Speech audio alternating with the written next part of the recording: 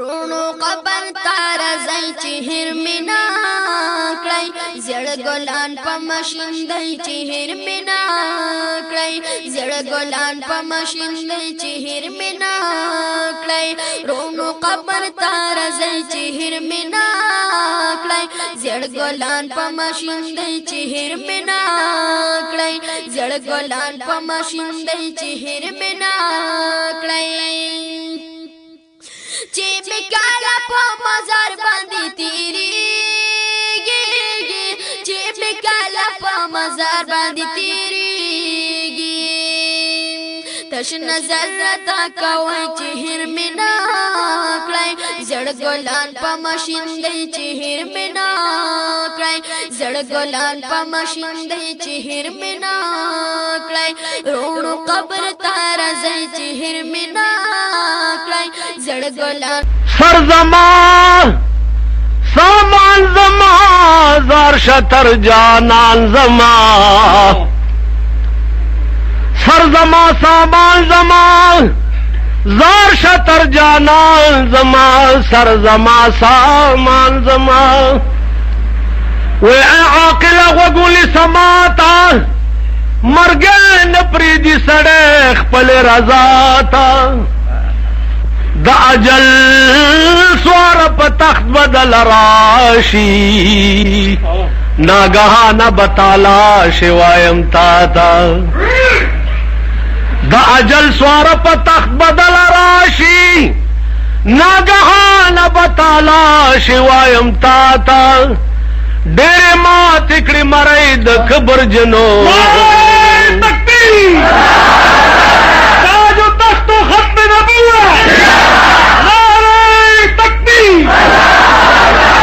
ڈیرے ماں تکڑی مرائی دا کبر جنو چه دا کبرا بینا لیدل ہی چاہتا بادشاہان دیوارا خاک دا بیابان شو نظر اکڑا سکندر پسیداراتا پجوان دلے توبہ باس رحمانا چه قیامت کی شرمندہ نش مولاتا دا کلام ورز دی تیرا پشمائی کرش پل خوابا خدای بکل یادوی خان خرابا کپوئیگی پا شتاب شتاب دیتل دی غافل مشد دے دہر لشتابا پا حقی جہان بسرنگ جواب ورکڑے چی پا دی جہان عاجز یہ لجوابا دکا غاز پا کشتی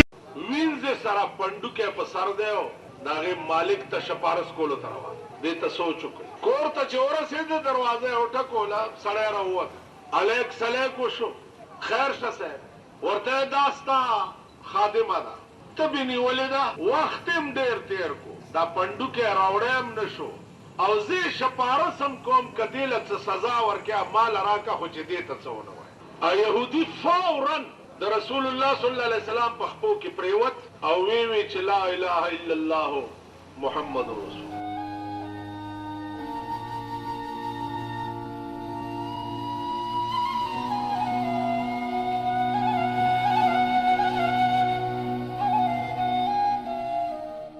جمعیت علماء اسلام ستر مشر انجمن قرآن و سنت پېښور سرپرست اعلیٰ استاد العلماء مفتی محمود رحمۃ اللہ علیہ دست راز اور شعلہ بیان ممتاز عالم دین مولانا محمد امیر بجلیگر صاحب جنازہ د پېښور په قیوم اسټیډیم صدر کې په سخته سکیورټۍ کې ادا کړې شوه.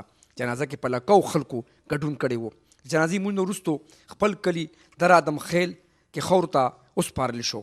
مولانا محمد امیر بجلیگر صاحب کال 1920 کې در آدم خیل کې زیږېدلی و او اپریدو قبایل سره تعلق لرلو.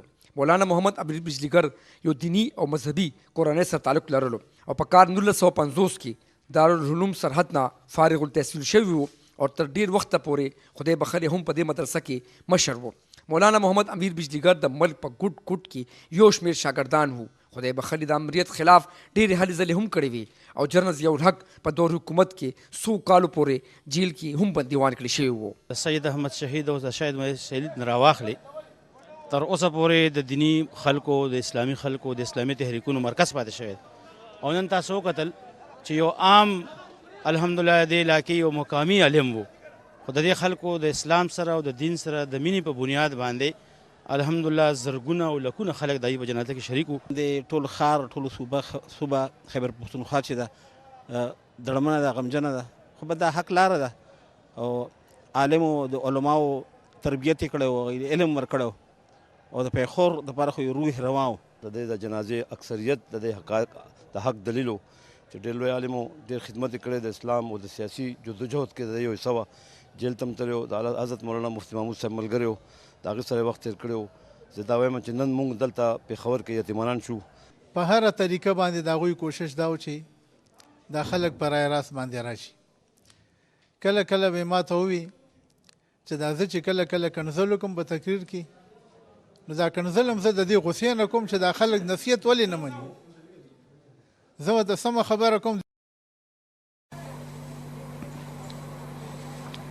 چغی ناری شویتا دنیا نبی جلی گر لاڑوئے پلوی سافر لاڑوئے. چغی ناری شویتا دنیا نبی جلی گر لاڑوئے پلوی سافر لاڑوئے. دغم آوازی پختونخوا کی لارو بر لاڑوئے پلوی سافر لاڑوئے. چغی ناری شویتا دنیا نبی جلی گر لاڑوئے پلوی سافر لاڑوئے. گویا دو حق پا آواز تختی دل غیر غماز. گویا دو حق پا آواز تختی دل غیر غماز. د حق وینا پلاس پوشان لدو عمر لاڑوئے پلوی سافر لاڑوئے. د غم آوازی پختونخوا کی لارو بر لاڑوئے پلوی سافر لاڑوئے. چغی ناری شویتا دنیا نبی جلی گر لاڑوئے پلوی سافر لاڑوئے. دو ظالمانو پاسرائے دا اسمان تندر و بار. دو ظالمانو پاسرائے دا اسمان تندر و بار. جبائی تور دا خالد و بہادر لاڑوئے پلوی سافر لاڑوئے. جبائی تور دا خالد و بہادر لاڑوئے پلوی سافر لاڑوئے. چغی ناری شویتا دنیا نبی جلی گر لاڑوئے پلوی سافر لاڑوئے. دا یو تاریخ دا دنیا درا روان دا پخوائے. دا یو تاریخ دا دنیا درا روان دا پخوائے. دا ہر فرغون سرا موسیٰ پخپل نمبر لاڑوئے پلوی سافر لاڑوئے. چغی ناری شویتا دنیا نبی جلی گر لاڑوئے پلوی سافر لاڑوئے. دا غم آوازی پختونخوا کی لارو بر لاڑوئے پلوی سافر لاڑوئے. حصوک با پاتی ناشی بچدا آجل دا غاشی آئے. حصوک با پاتی ناشی بچدا آجل دا غاشی. سوک باشی پاتی چیزا مونگا پیغمبر لاڑوئے پلوی سافر لاڑوئے. سوک باشی پاتی چیزا مونگا پیغمبر لاڑوئے پلوی سافر لاڑوئے. چغی ناری شویتا دنیا نبی جلی گر لاڑوئے پلوی سافر لاڑوئے. دا غم آوازی پختونخوا کی لارو بر لاڑوئے پلوی سافر لاڑوئے. لویو واړو جړالي ځوان او زړو جړلیا لوی او وړو جړالي ځوان او زړو جړولي نن مولانا محمد عامر د پیښور لاړو پلوي سفر لاړو نن مولانا محمد عامر د پیښور لاړو پلوي سفر لاړو د غم आवाज پختونخوا کې لارو بر لاړو پلوي سفر لاړو چغې ناري شوي دا دنیا نه بجلی ګر لاړو پلوي سفر لاړو تاج محمد وای رورا اے ناصر خان ګورا تاج محمد وای رورا اے ناصر خان ګورا دغه صاحب لکا تنور د مازی ګر لاړو پلوي سفر لاړو چغې ناري شوي دا دنیا نه بجلی ګر لاړو پلوي سفر لاړو د غم आवाज پختونخوا کې لارو بر لاړو پلوي سفر لاړو چغې ناري شوي دا دنیا نه بجلی ګر لاړو پلوي سفر لاړو او دا د مولانا محمد امیر بجلیګر صاحب چې څومره خدمات دي نو هغه د شعر په الفاظو کې دي چې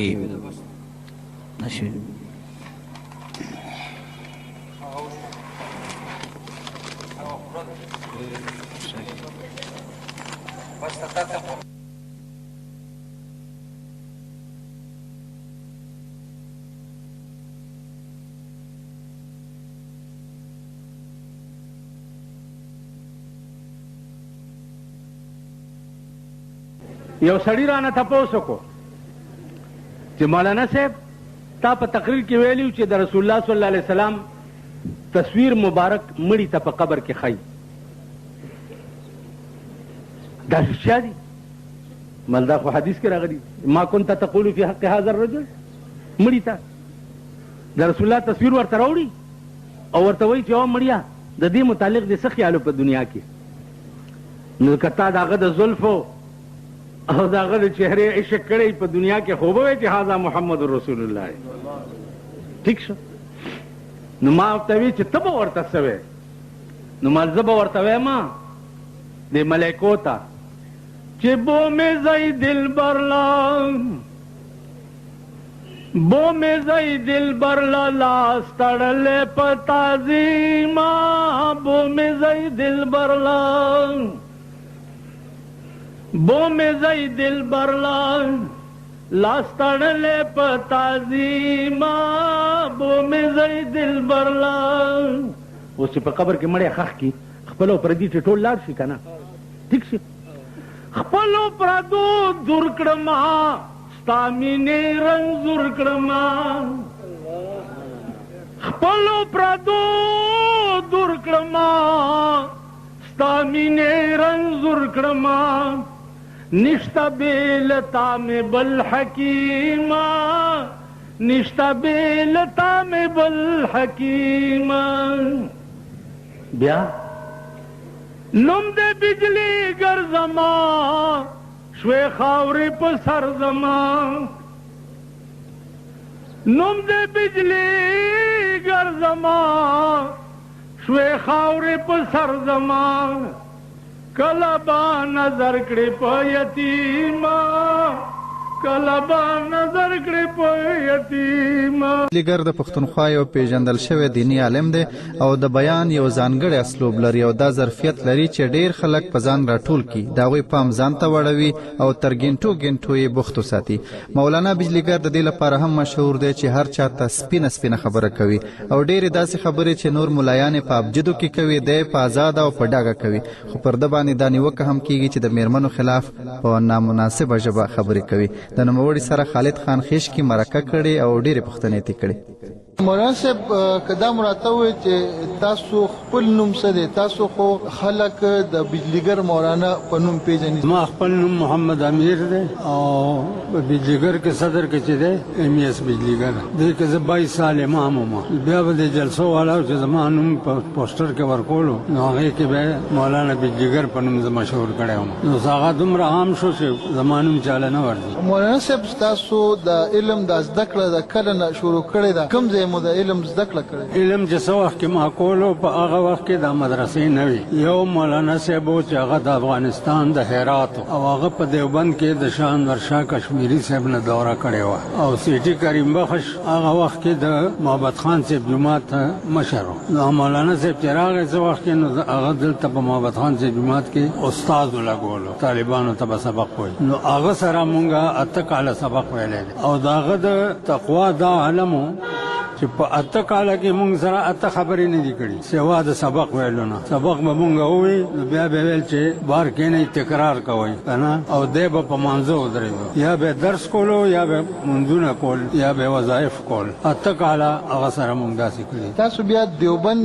تل کله لاړې داسې نور کوم لوی علم دپاره؟ بیا هغې نه پس دلته بالا ماڼۍ کې مدرسه رفیع الاسلام و. یو مدرسه وه ټول پاکستان بسارت کې مدرسې نه وي. بیا هم دې کې سبق ویلو. ٹھیک شو.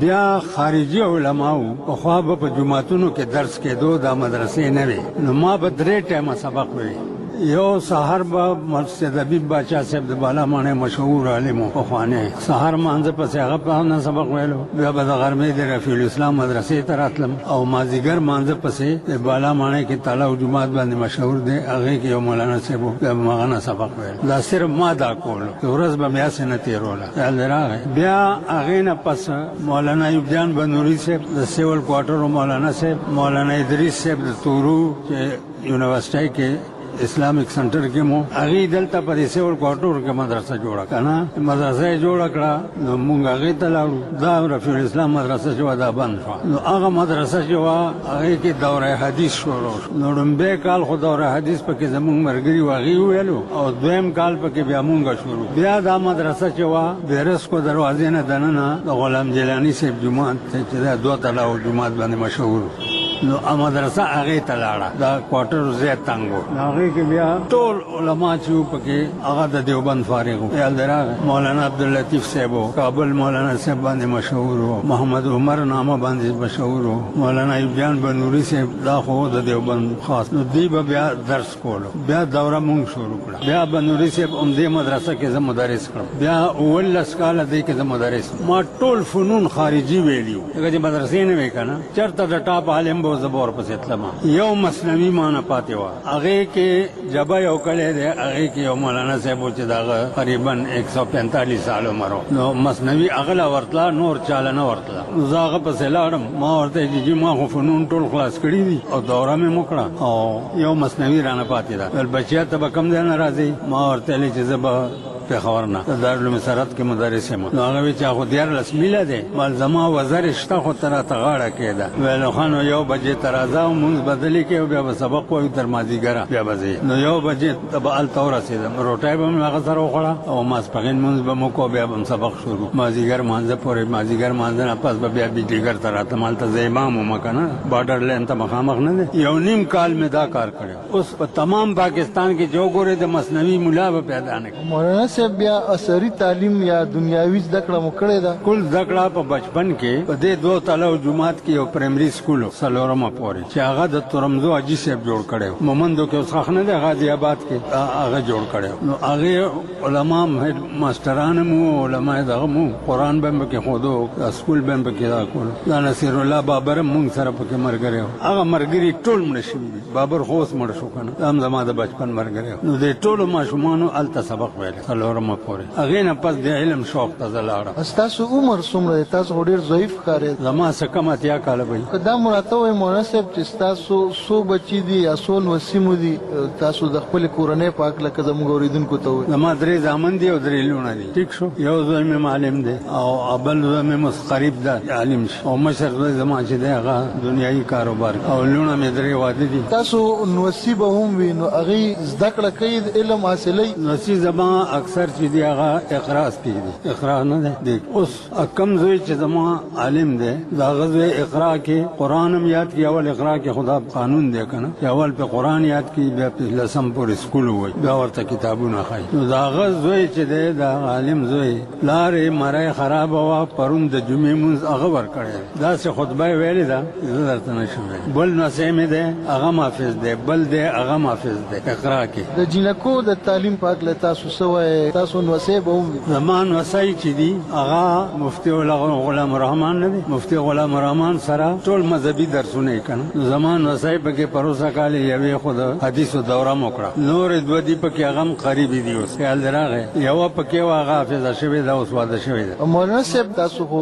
ډېر زیات بیانونه په کیسټو راځي خو د ډېر وخت نه هغه بیانونه نه راځي. څه وجه؟ وجه دا ده چې یو خو د ملک کې دا خودکش دماکې او دا غمونه شروع دي. په جنازو کې هم دماکې کېږي په جوماتونو کې هم دماکې کېږي خودکش دماکې. زما خپل د ترور زامن یو پلار او 4 زامن یې بل کال یې په خودکش دماکه کې کلي کې زمونږ وشوه. زه د درې یم که نه نو پلار یې مړ شو 4 واړه زامن یې ورسره مړ. نو حکومت چې دی په دې محرم او بارافات جلسو باندې او پابندي لګوي که نه نو بیا زما متعلق خو بیا ډېر یېرېږي که نه چې ځکه زما خوله بې واکه ده نو هغه جلسې دا 2 کاله وشو چې بند کړي. تاسو دغې خودکش دماکو ته چې دا په جنازو او په جوماتونو کېږي دغې ته د عالم په حیث په کوم نظر ګورئ؟ زه دې ته په دې نظر ګورم چې د رسول الله صلی الله علیه وسلم 2 حدیثه دي. یو دا حدیث دی چې اعمالکم عمالکم ستاسو عملونه چې دي دا به ستاسو حکمرانان دي. بل حدیث دا دی چې کما تکونون یؤمر علیکم څنګه چې یی داسې به در باندې عمرا راځي. عثمانه تاسو زیات دا قوم او ملک ښه پېژنئ چې د دې څه کردار دی او د دې څه عمل دی. دا جنازو او جوماتونو کې چې کوم دماکي کېږي دا آیا اسلام ته یا زموږ مذهب ته زیان نه رسوي؟ زموږ مذهب خو بے دماکو خلکو تباہ کړی دی نو دماکې به څه تباہ کوي. ته پوه شوې؟ اوس نن اخبار کې وګوره بجلو باندې 3 یونټ یو یونټ په 4 روپۍ یا یو یونټ په 1 روپۍ وکنه یا یو یونټ په 4 روپۍ. خیال دی راغی دا چا کړي دي؟ دا زموږ اعمالو کړي. مولانا صاحب تاسو په خپل بیانونو کې د رحمان بابا ډېر شعرونه وایي. معلومیږي چې تاسو رحمان بابا پوره مطالعه کړې ده او هغه نه متاثر خو بیا دغه ترخګرو د رحمان بابا قبر هم الوزولې دی په بمونو. تاسو په دغه کله څه وایي؟ د رحمان بابا کتاب چې دی ما په شب قدر قلا کې یو کال نظربند وم. یو شعر مې ویلی چې گرب میرو سگ وزیرو موش دربانی کند ای هما ارکان دولت خانه ویرانی کند. چې پیشو د غوښې باچایي او سپی وزیري او مګی څوکیداری. دا 3 واړه به د غوښې بیړه تباه کړي والله که چاته تیکم پرېږدي. نو هغه سی ډي والا ولیکل چې دا سګ وزیر و مولانا صاحب قیوم خان ته ویلي. نو هغه جابره بلا وه هغه زه ونیوم او یو کال شب قدر قلا کې نظربند. دا کوم کال و چې تاسو نظربند؟ لومبی کال د پاکستان جوړ شوی و. دا خبرې به کوم مولانا صاحب د رحمان بابا په هکله تاسو څه ونه ویل دغه مطابق؟ د رحمان بابا کتاب مې هلته ټول یاد کړی دی. ټیک شو. اوس دلته وګوره ته سروې وکړه د ټاپ علما.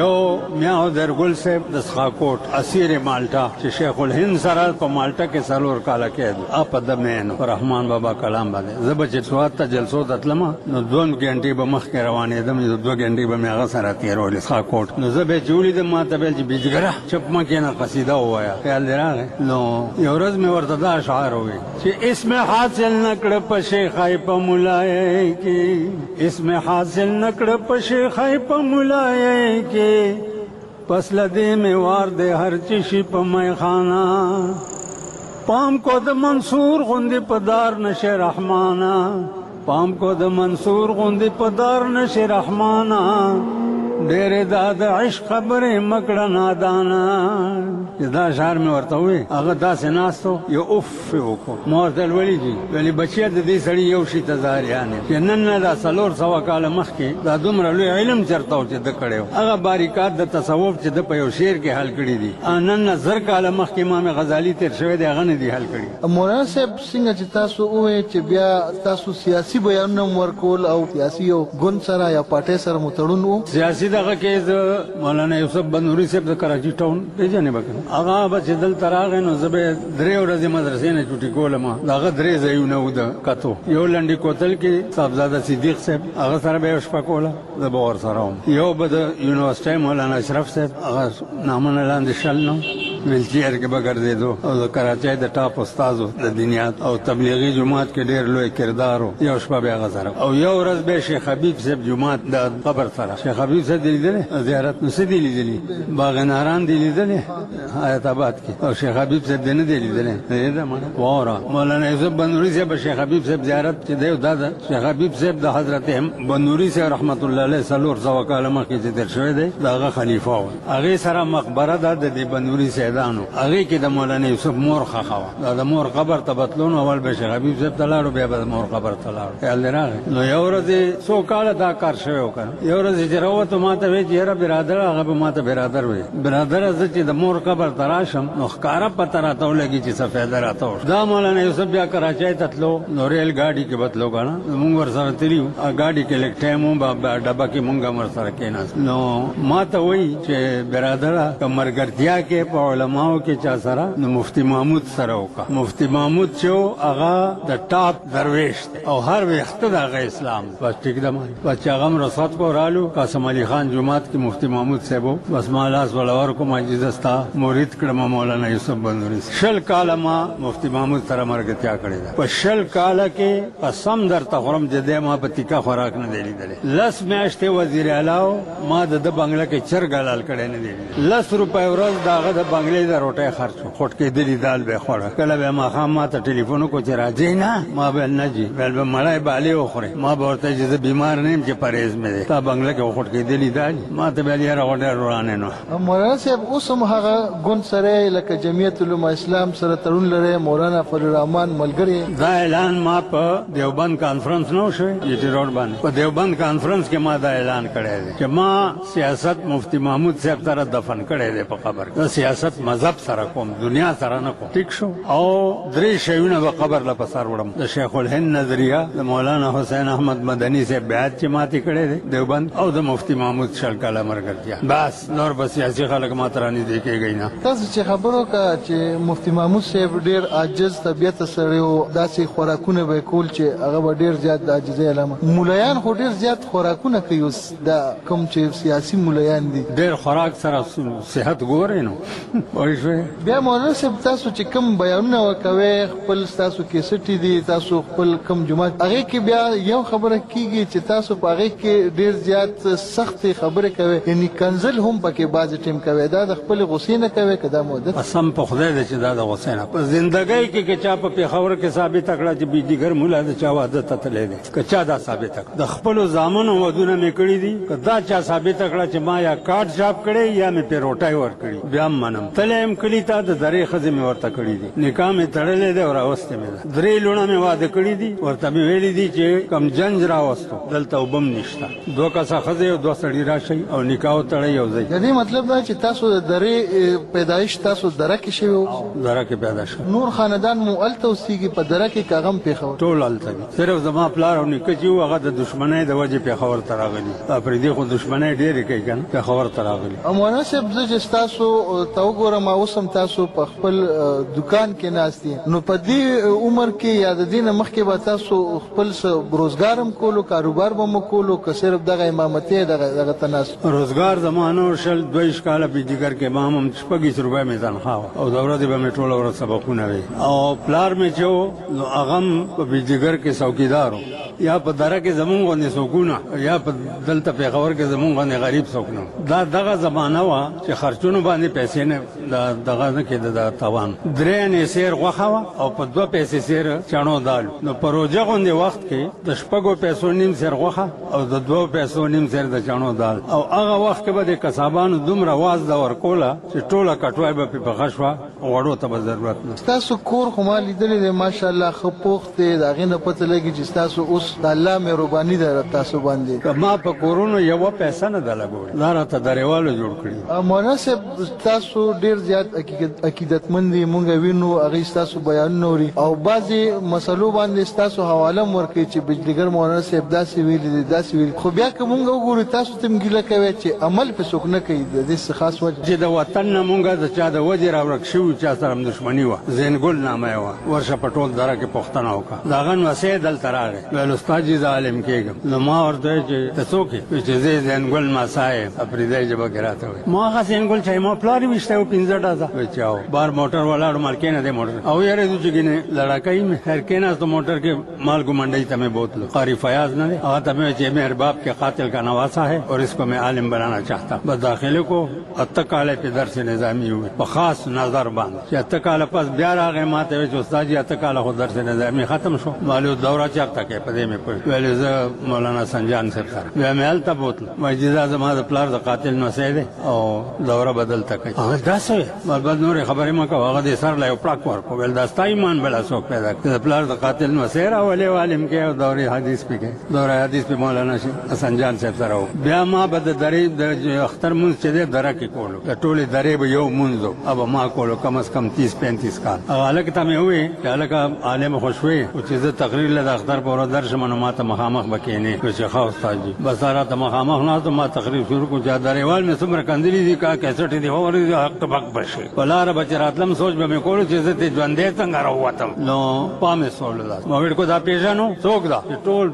15 لکه خلکو هغې ورته چوکته دا خو زینګل ماسای ده وایي د نیکه دې ما پلار ویشتی و که نه وایي چې او ویشتی و ما دا مې عالم کړی دی ټولو غوږونه ونیو او سرونه یې ښکته ژوند داسې تېر کړی دی تاسو په بیان کې ډېر سخت دغه یو کنزل اکثر نو دا کنزل که به کینی نو ښه به نه وه نه په دې خو ایله زه زړه یخوم یعنې ټوپک به مې ګرځولی تماچا او ډېر خطرناک وایي شوې په دې خپل زړه یخ کړمه چې زه ما نه که ته تمامې کیسټې واورې که نه ما کیسټونه لندن ډک دی امریکا ته ډکه ده چین ته هغه ورځ چین نه سړی را لېږلی و یو ښځې چې ستا کیسټ مې اورېدلی دی او پې لیونی شوی یم سړی در لېږم چې څومره کیسټې پېښور کې ټولې وله اورې سړی دلته 115 ورځې پس راغی او ناصر کیسټ هاوس والا ته مې واستولو او هلته هغه نه 900 کیسټ یې واغست دا کیسټ ستاسو په خوښه ده کېږي او دې کې تاسو ته بیا څه ګټه میلاویږي نه مړه کیسټو والا نه پوښتنه وکړه خدا کشنې چې هم را باندې سکري چېرې یو ډېر زیات ګټه کوي کوي به نه خدای دې بیا خو بس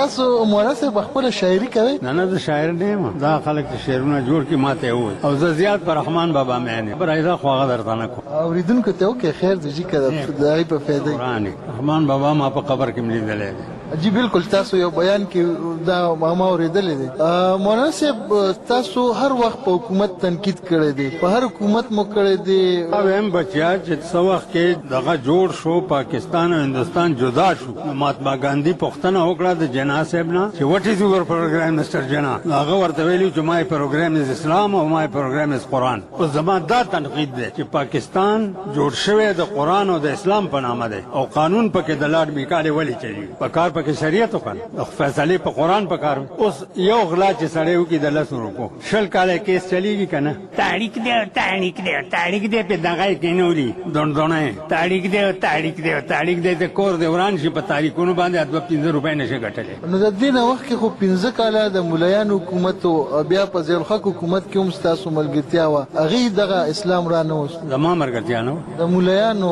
د جماعت اسلامي په ملایانو متعلق څه نشم ویلی د ملایانو حکومتو په پښتونخوا کې 15 کاله قرآن او حدیث خدای هغې هم پوه کړي دي او زه هم پرې پوه کړی یم دا هغې نه تپوس کوي نه هغه به وایي چې کېنولې خو دې کته مولانا صاحب تاسو دلته روزانه راځئ زه وینم تاسو سره ډېر عقیدتمند تاسو سره راځي نو دا کور ته هم راځي دلته هم راځي او تاسو د مخکې ورځو کې خپه ماته شوې وه که څه هغه الرجي راته شوې وه هغه الرجي بیا د خپې ته لاړه نو د خپه بیا ما اپریشن وکړو نو اپریشن نه بیا زه میاشت یوه نیمه کټ کې پروت لکه ستاسو عقیدتمند تاسو ته دا زه وینم چې ډېر راځي کور ته هم راځي دلته هم راځي دا روزانه راځي او تاسو ټیم دومره وخت ورکوئ نو زما څه کار دی روزګار یم تاسو په زرګونو مینوال دي تاسو دا خبرې به اوري هغې ته څه پیغام ورکوئ د مشال ریډیو په لار هغې ته دا پروګرام ورکوم چې الله پاک دې دین او دنیا دواړه ښه زه ځان کې هېڅ صفت داسې نه ګورم چې زما ته سلام هم څوک ګناهګار د خدای م او هغې د عقیدت دی نو الله پاک دې دې عقیدت ورته اجر ورکړي ای عاقل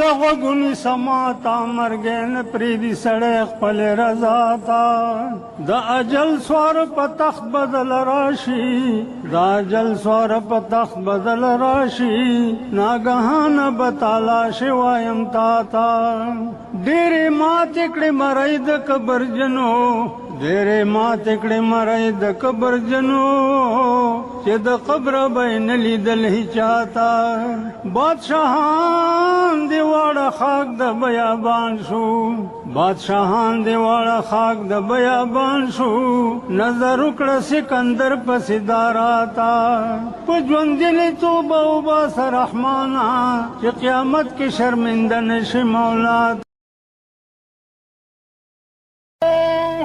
اکبر اللہ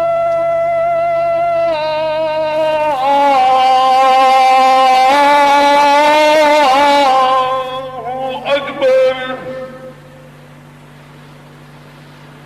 اللہ اکبر اللہ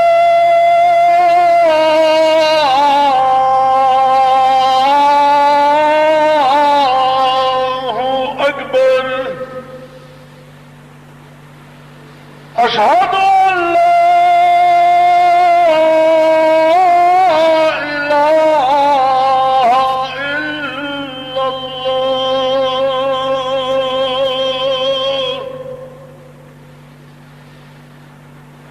أشهد أن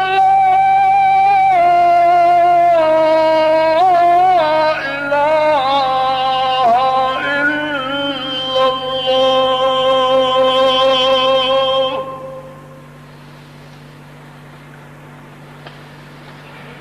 أشهد أن محمدا رسول الله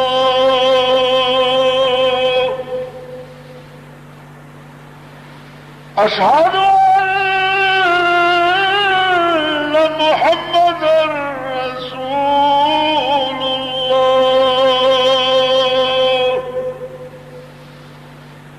حي على الصلاة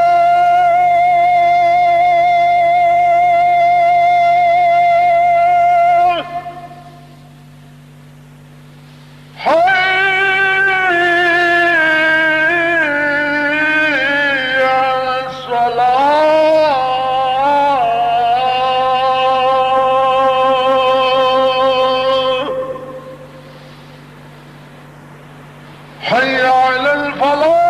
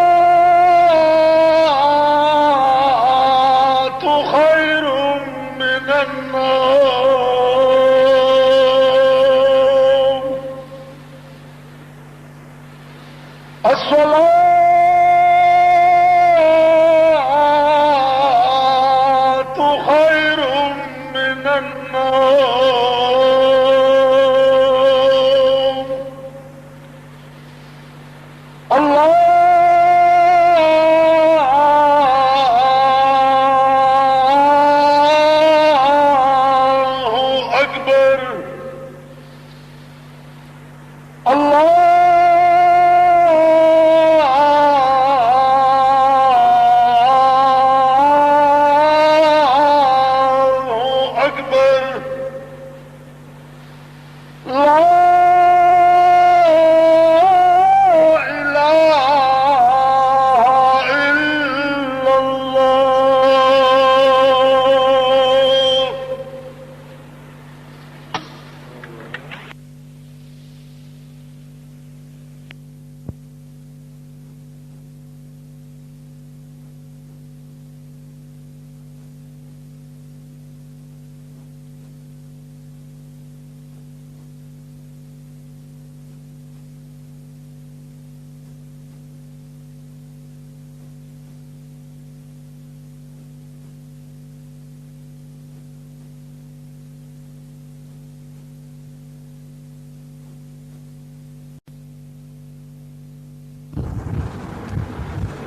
أعوذ بالله من الشيطان الرجيم. بسم الله الرحمن الرحيم. الرحمن علم القرآن خلق الإنسان علمه البيان. الشمس والقمر بحسبان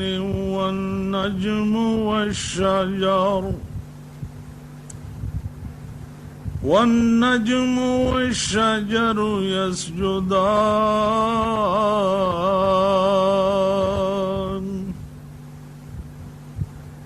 والسماء رفعها ووضع الميزان ألا تطغوا في الميزان. وأقيموا الوزن بالقسط ولا تخسروا الميزان.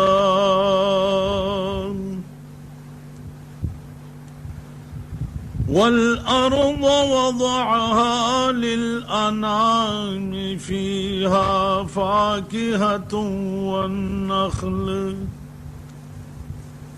والنخل ذات الأكمام والحب ذو العصف والريحان. فبأي آلاء ربكما تكذبان. خلق الإنسان من صلصال كالفخار. وخلق الجان من مارج من نار. فبأي آلاء ربكما تكذبان. رب المشرقين ورب المغربين. فبأي آلاء ربكما تكذبان. مرج البحرين يلتقيان بينهما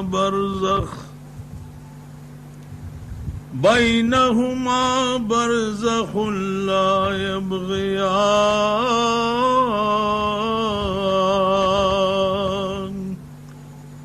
فبأي آلاء ربكما تكذبان. يخرج منهما اللؤلؤ والمرجان.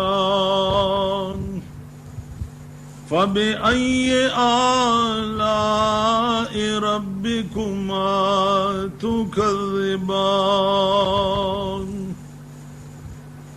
وله الجوار المنشآت في البحر كالأعلام.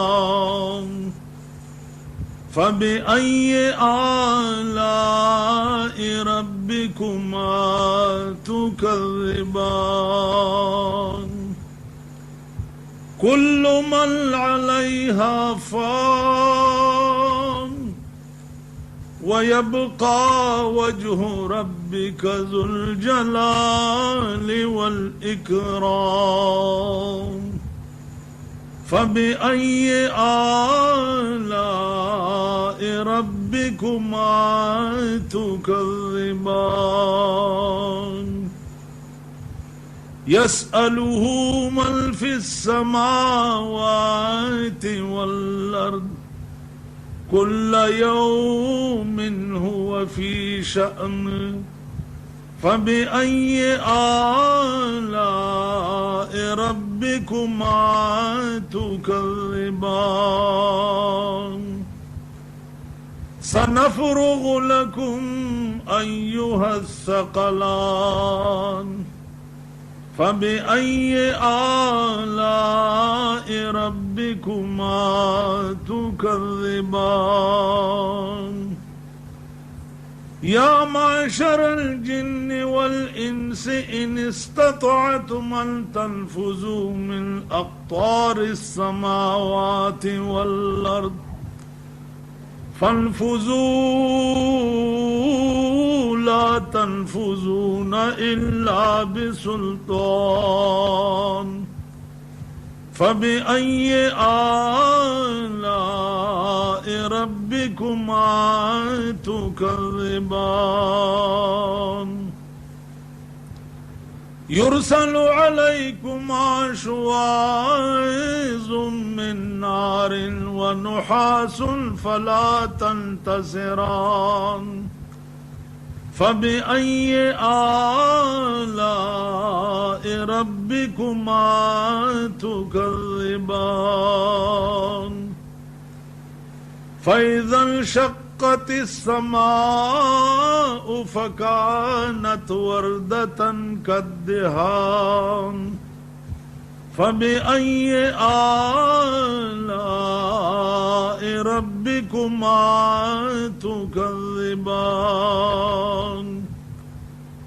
فيومئذ لا يسأل عن ذنبه إنس ولا جان فبأي آلاء ربكما تكذبان يعرف المجرمون بسيماهم فيؤخذ بالنواصي والأقدام فبأي آلاء ربكما تكذبان هذه جهنم التي يكذب بها المجرمون يطوفون بينها وبين حميم آن فبأي آلاء ربكما تكذبان ولمن خاف مقام ربه جنتان فبأي آلاء ربكما تكذبان ذواتا أفنان فبأي آلاء ربكما تكذبان فيهما عينان تجريان فبأي آلاء ربكما تكذبان فيهما من كل فاكهة زوجان فبأي آلاء ربكما تكذبان متكئين على فرش بطائنها من استبرق وجنى الجنتين دان فبأي آلاء ربكما تكذبان فيهن خيرات فيهن قاصرات الطرف لم يطمسهن إنس قبلهم ولا جان فبأي آلاء ربكما تكذبان كأنهن الياقوت والمرجان فبأي آلاء ربكما تكذبان هل جزاء الإحسان إلا الإحسان فبأي آلاء ربكما تكذبان ومن دونهما جنتان فبأي آلاء ربكما تكذبان مدهامتان فبأي آلاء ربكما تكذبان فيهما عينان نضاختان فبأي آلاء ربكما تكذبان فيهما فاكهة ونخل ورمان فبأي آلاء ربكما تكذبان فيهن خيرات حسان فبأي آلاء ربكما تكذبان حور مقصورات في الخيام فبأي آلاء ربكما تكذبان لم يطمسهن إنس قبلهم ولا جان فبأي آلاء ربكما تكذبان متكئين على رفرف خضر وعبقري حسان فبأي آلاء ربكما تكذبان